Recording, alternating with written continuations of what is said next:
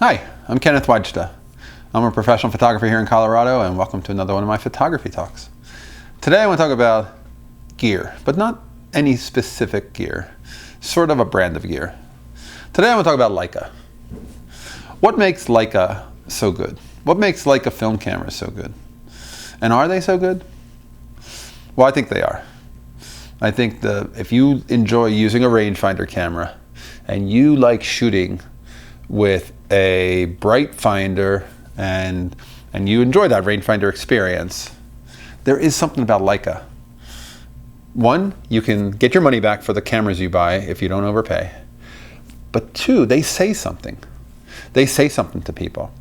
If you show up with an Olympus OM1 or a Nikon FM2, those are both really capable cameras, and I would bet they probably can shoot very close to the same photograph that Leica can. But the Leica gets people to notice you and to suspect a little something more from you. It's a psychological thing, I think. When I bring my Leica to a pub and people pose for me, they see me differently than if I was holding a Nikon. When people see a Leica camera, even when I hand it to them and they take a picture, they see there's a difference in the quality and they respond to that. And it's a camera that gets people talking. The Nikon really doesn't get that many people talking, but the Leica does. And if you say, well, it's only the photo that matters, well, there's a psychology that goes into making that photograph. And I think what you're holding up, if you're holding up a phone, there's a certain psychology of this photo isn't that important.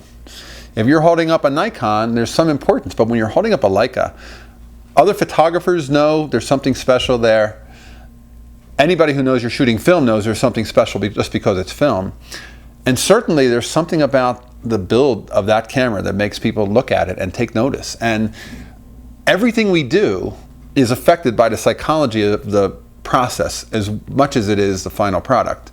And I believe that Leica has an intrinsic value besides great lenses and a great flat film holder in the back of the camera. I believe that those metal boxes signify and communicate to the person who's being photographed that they're in really good hands by somebody who knows what they're doing with a camera, because the camera looks like that. And that doesn't mean it's true. That doesn't mean you buy a Leica camera and you right away become a good photographer. And that doesn't mean that there aren't plenty of people who buy Leica cameras who can't shoot to save their life. That doesn't mean that it doesn't mean that it also can't contribute to that.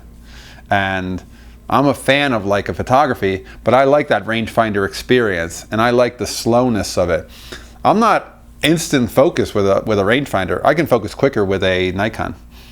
But I like the fact that by being slow and precise, it gives them a chance to wait. And I'm not usually shooting things that are that quick. A lot of times I'm shooting portraits. And I like the idea that they're not in a position where they're expecting me to be rapid fire. And the Leica certainly isn't. But the Leica has a beautiful look and people see it and they respond to it. And I think there is something to that.